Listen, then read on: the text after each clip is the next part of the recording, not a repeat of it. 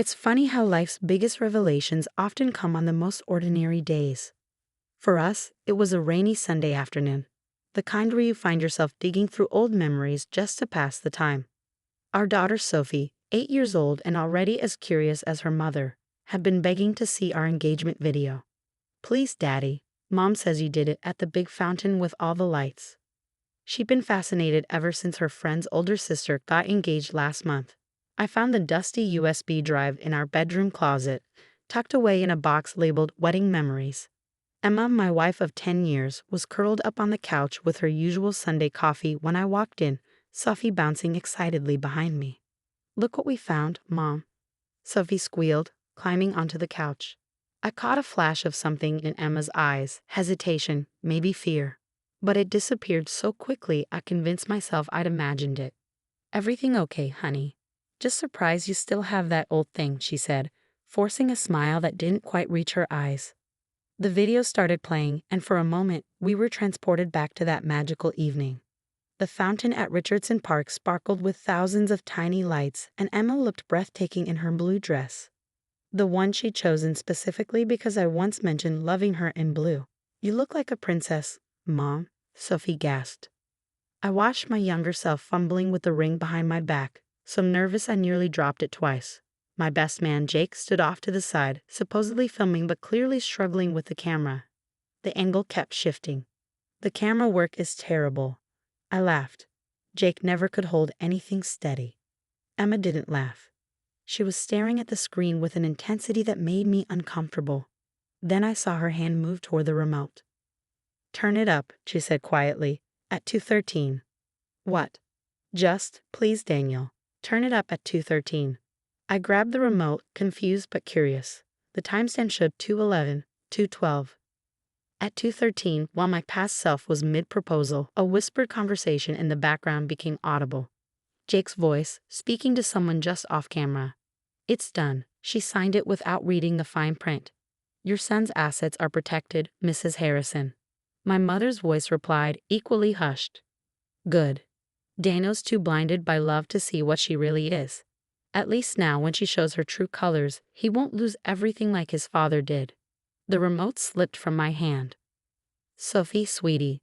Emma's voice was steady despite the tears I could see forming. "Could you go play in your room for a bit? Mommy and Daddy need to talk. But I want to see the rest." "Now, please." Once Sophie's footsteps faded upstairs, Emma stood up and walked to her desk. The drawer opened with a creak that seemed to echo in the sudden silence. She pulled out a thick envelope, yellowed with age. "I found this last week while cleaning," she said, placing it on the coffee table between us. "Our prenuptial agreement, the one Jake rushed me to sign right before the proposal. He said it was just standard paperwork for the park rental." My hands shook as I opened the envelope. The prenup was unlike anything I'd ever seen. If we divorced, Emma would get nothing, not even her own business assets that she'd built before our marriage. There was even a clause about proven gold-digging attempts that would leave her legally responsible for all marriage-related expenses. 10 years, Emma's voice cracked. "For 10 years, I thought I was crazy. Every time your mother treated me like dirt, every time Jake made those little comments about my background, every time you defended them, I kept telling myself I was imagining things. Emma, I had no idea about this. You have to believe me." "I do." She wiped her eyes. "That's what makes it worse. They manipulated both of us right from the start. Your mother never got over your dad's second wife taking half his money in the divorce. She was so convinced I was another gold digger that she orchestrated this whole thing." The pieces started falling into place. Jake's insistence on handling the proposal arrangements. My mother's constant presence in our early marriage, always watching Emma like a hawk. The way Jake would make subtle digs about Emma's modest upbringing at every family gathering. "The fountain wasn't even your idea, was it?" Emma asked quietly. I closed my eyes, remembering. "Jake suggested it.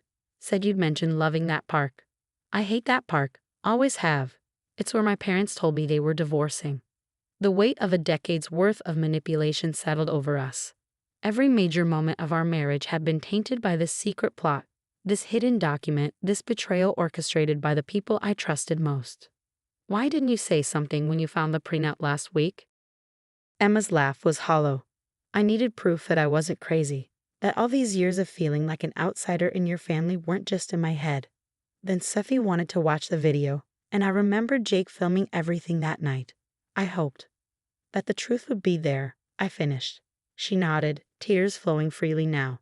Your mother's voice? She didn't even know me, Daniel. She just decided I was a threat because I wasn't from money like your family. I reached for her hand, but she pulled away. Don't, not yet. I need you to understand something first. Emma stood up, pacing the room.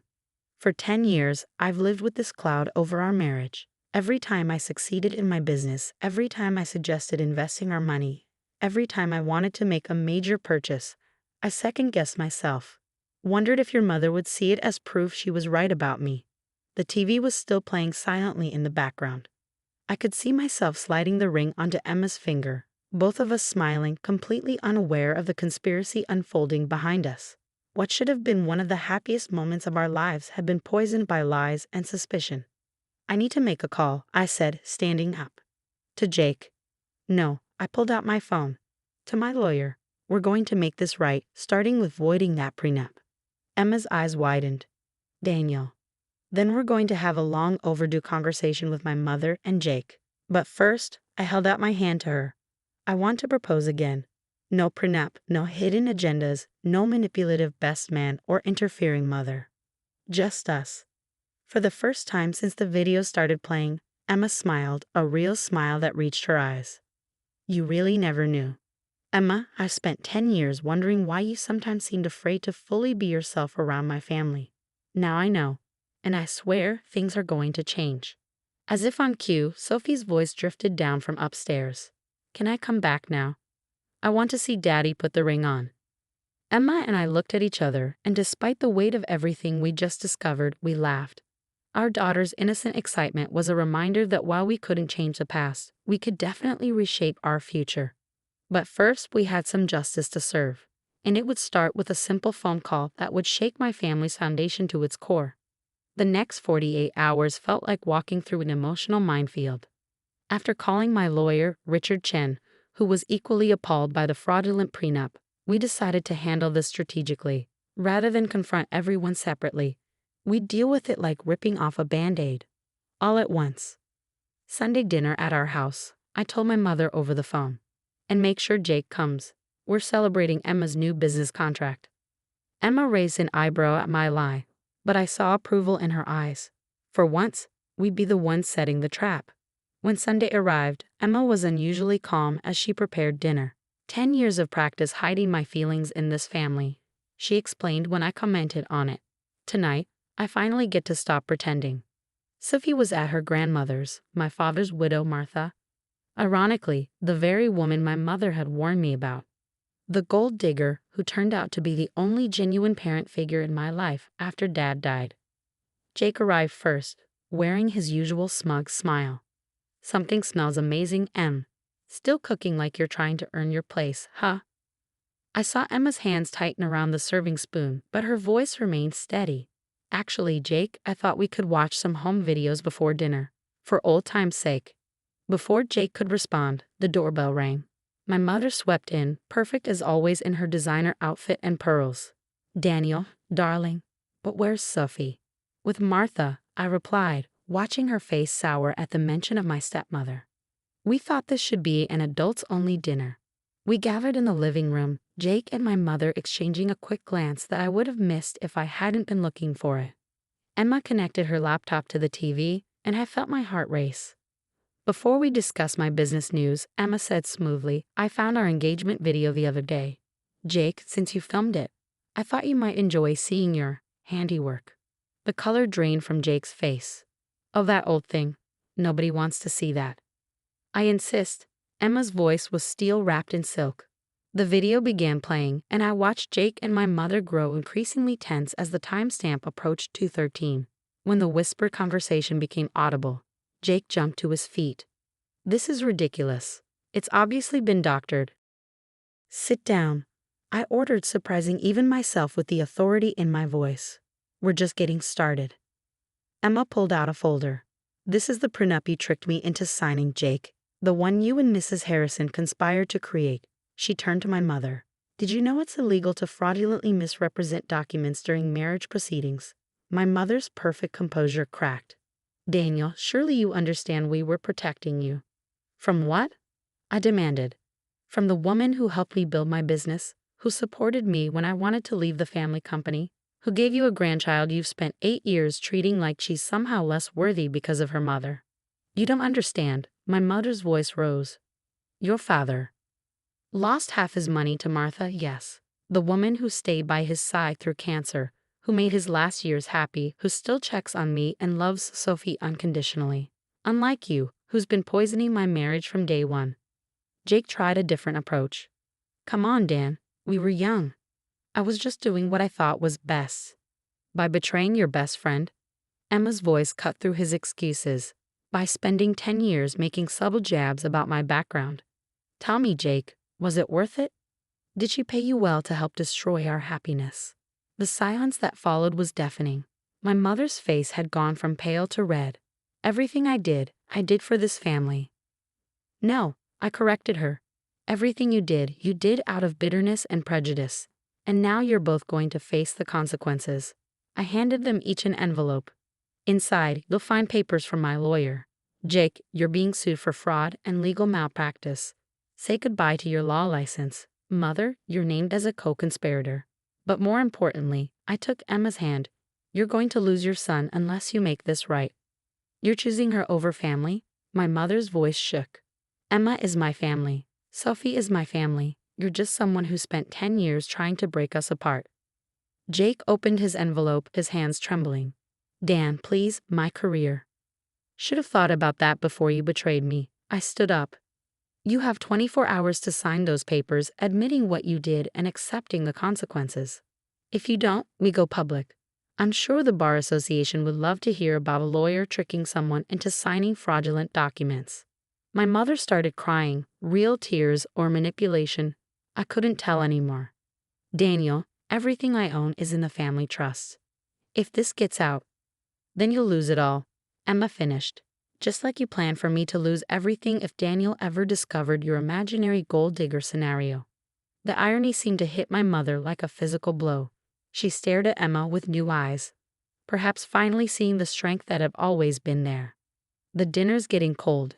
Emma said calmly, you should both leave. We'll expect those signed papers tomorrow. Oh, and Mrs. Harrison. Emma's composure cracked slightly. Sophie's 8th birthday is next month. If you want to be there, you'll need to do a lot more than just sign papers. You'll need to change. After they left, Emma and I stood in our kitchen, the untouched dinner growing cold. Are you okay? I asked her. She smiled, and for the first time in 10 years, it reached her eyes completely. I feel like I can finally breathe. But Daniel, are you okay? That's your mother and best friend we just destroyed. I pulled her close. No, we just held them accountable. There's a difference. Emma relaxed into my embrace. Sophie's going to have questions, and we'll answer them honestly. She needs to know that standing up against injustice is more important than keeping the peace. As we stood there, I realized something profound had shifted. The invisible weight that had been pressing down on our marriage for a decade was finally lifting. But as Emma's tears soaked my shirt, I knew this was just the beginning of our healing journey. Tomorrow would bring either signed papers or a legal battle. But for tonight, we had won something more valuable than any lawsuit. We had reclaimed our truth. 1 month later, Sophie's 8th birthday party was in full swing in our backyard. Kids ran around playing games while parents chatted near the refreshment table. But my eyes kept drifting to the corner where my mother sat, looking smaller somehow without her usual designer outfit and perfect makeup. The signed papers had arrived the day after our confrontation, along with something unexpected, a handwritten letter from my mother requesting therapy sessions together. Jake had simply disappeared, moving to another state according to his wife, who left him after learning the truth. Your mother's actually playing with the kids, Emma remarked, joining me by the grill. Never thought I'd see the day. It was true. The woman who once refused to sit on the ground because it might wrinkle her clothes was now helping Sophie and her friends make flower crowns in the grass. The therapy was working, slowly but surely. The past month had been a roller coaster. After the papers were signed, Emma and I created a new legitimate prenup, one that protected both of us equally. But more importantly, we'd started our own therapy sessions, unpacking a decade of hidden tensions and rebuilding our foundation. Sophie asked me something interesting this morning, Emma said, watching our daughter laugh with her grandmother. She wanted to know if we were happier now because we fixed the broken video. I smiled. Leave it to an 8-year-old to simplify something so complex. What did you tell her? That sometimes fixing broken things makes them stronger than they were before. The wisdom in those words struck me. Our marriage hadn't just survived this crisis, it had transformed. Emma no longer second-guessed her place in the family. I no longer felt torn between loyalty to my mother and love for my wife. The truth, as painful as it had been, had set us all free. Martha, my stepmother, appeared with the birthday cake, ready for the big moment. As everyone gathered to sing, I watched 3 generations of women in my life, Martha, my mother, and Emma, working together to light the candles. The sight would have been impossible a month ago. Make a wish, sweetheart, Emma called as Sophie closed her eyes. After the cake was served, my mother approached us hesitantly. Daniel, Emma, I've been doing a lot of thinking in therapy, about control, about fear, about letting the past poison the present. Emma tensed beside me, but her voice was gentle. And I was wrong. About everything. I was so scared of losing another family fortune that I never stopped to consider I was losing something more valuable. My son's trust, my granddaughter's love, the chance to know an amazing daughter-in-law. Tears ran down her cheeks, and for the first time in my life, I saw my mother as she really was, not the powerful matriarch, but a wounded woman whose fear had driven her to wound others. I found this yesterday, she said, pulling out an old photograph. It's me, right after your father married his first wife. I was so young, so sure I knew everything about love and marriage. I wanted to protect you from making what I thought were my mistakes. Instead, I nearly ruined your happiness. Emma took the photo, studying it. You look happy here. I was. Before I let bitterness change me. My mother touched Emma's arm. Can we start over? Not just playing nice at parties, but really trying to be a family. Before Emma could respond, Sophie ran up with her flower crown. Grandma, I made this for you. And look, Mom helped me make it perfect. The symbolism wasn't lost on any of us. 3 generations, creating something beautiful together. My mother placed the crown on her head, tears flowing freely now. It's perfect, sweetheart. Just like our family. Later that night, after Sophie was in bed surrounded by new toys, Emma and I sat in our backyard.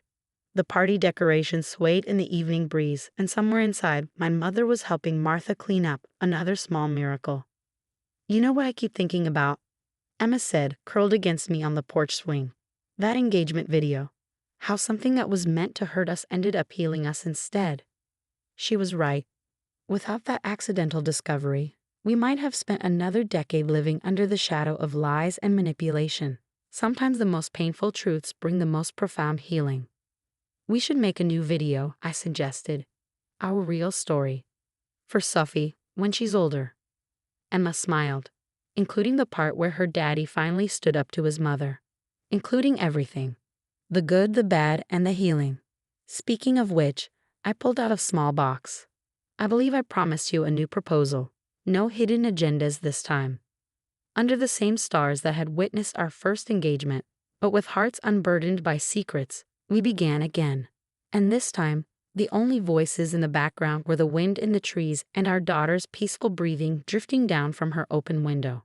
Sometimes life's biggest plot twists turn out to be blessings in disguise. Our marriage hadn't just survived a decade-old conspiracy. It had emerged stronger, truer, and more beautiful than before. Like Sophie's flower crown, we had taken broken pieces and woven them into something new. And somewhere in our house, an old video gathered dust, not as a weapon, but as a reminder that love, when it's real, can survive any revelation.